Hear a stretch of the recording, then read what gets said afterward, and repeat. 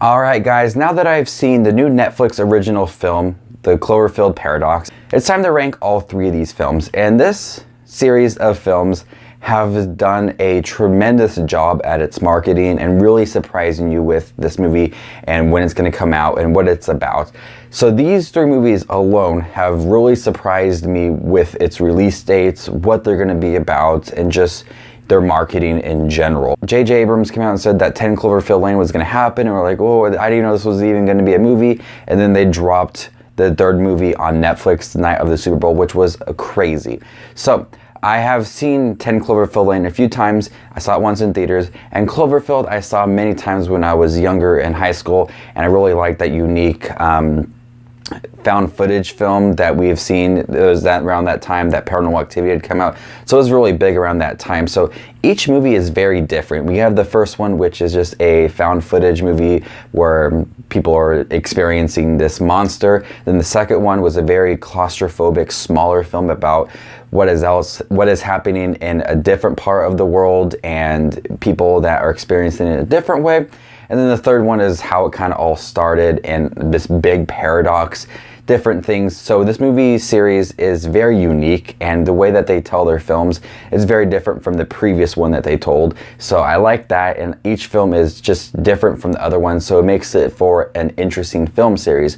So we're going to rank them from worst to best. Yes, there's only three, so it's gonna be a little bit of a shorter ranking video for you guys. But if you guys like ranking videos like this, I'll leave a playlist down below for all other ranking videos I have. So let's start this off with the worst film, number 3, and that is Cloverfield. Cloverfield, upon release, was a very unique film for me, and I really enjoyed watching it from a point of view of just regular citizens who are filming this event that is happening near them. And I do applaud the company for releasing this movie and having it be like a found footage, because around that time there are not that many found footage films. We had the Blair Witch Project many years before and the Paranormal Activity film, but this was something new that, you know, viewers really don't get to see. And I like that it had a different aspect. It wasn't like told like a regular narrative. It was told from a different person's point of view from holding the camera.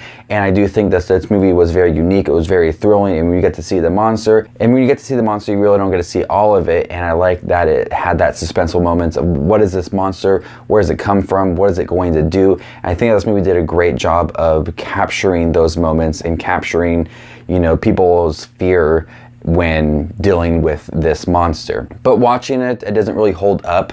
And I think that's because of the found footage genre has been watered down over the years. I just really can't get into this movie.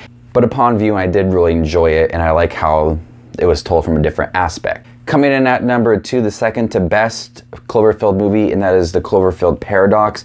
I like how it kind of set up this Cloverfield movie. Even though it had some major plot holes, I did find some suspense when they were dealing with the paradox and they were revealing characters and characters' motives and different things like that. I found those moments to be very suspenseful, even though this movie didn't feel unique and it kind of felt borrowed from life and alien movies. I did like how this movie was revealed to the audience members, and I did like some of the acting. I really liked how the movie was shot. It was very beautiful, and there was enough action throughout this movie to keep me entertained. There was enough dialogue, action moments, and revealing moments as well that kept my suspense level consistent throughout this movie. I never felt bored at one point or never really overexcited at one point. My emotions for this movie just was very consistent, which I'm okay with. It wasn't like a bad film, but it wasn't amazing as well. But I did like their attempt to explain the monster and how the monster came to be, even though it felt like there were some major plot holes in this movie. And I had to go online afterwards and type in the Cloverfield Paradox spoilers, or the Cloverfield Paradox ending explained, because I just couldn't catch everything that was in this movie. So coming in at number 1 is the best Cloverfield movie, and that is 10 Cloverfield Lane. And 10 Cloverfield Lane is a very good movie at that. Not just a very good Cloverfield, but a very interesting movie. I like how it was a smaller cinematic feeling compared to the Cloverfield movie, where it was big and grand. You have this monster. This one dealt with, you know, monsters just might not come into like a big form. It could be other people, and John Goodman might be the monster. I really, really enjoy this movie. It had a very claustrophobic feeling and very, very suspenseful, because you're thinking to yourself, is John Goodman crazy, or is there actually like the monsters out there? Because Mary Elizabeth Winstead, spent the whole movie thinking that there's no monsters, and he was trying to convince her that there was monsters. But as a viewer, you're wondering, which side do I pick? And this movie definitely did a great job of telling that story and having a different side to how people are experiencing this big event, and is it true or is it not? So this movie definitely was very thrilling. It was claustrophobic.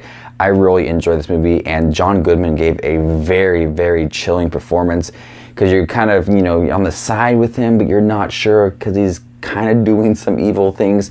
And I definitely think that John Goodman gave this performance his all, and it was a very good performance, and it made the movie even more sinister and chilling than it really is. So I really enjoyed 10 Cloverfield Lane, just not as a Cloverfield movie, but as a movie in general. It was a very suspenseful, tense movie that I loved when I watched it. I still watch it occasionally. So 10 Cloverfield Lane does stand as the best Cloverfield movie. Before you guys leave this video, how would you rank all 3 Cloverfield movies? Leave your list down below. So make sure to leave your list down below. I'm curious how you guys reacted to the new Cloverfield movie, and what do you think about the other 2 as well. I was not expecting to do this video. I thought I would be doing it at the end of February with me, God Particle was going to come out, and then they pushed it back to April. So I was like, okay, maybe I'll do it in April.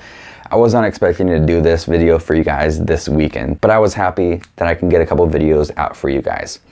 You guys are the best as always. This is Just Watch Movies, and you guys stay classy, YouTube.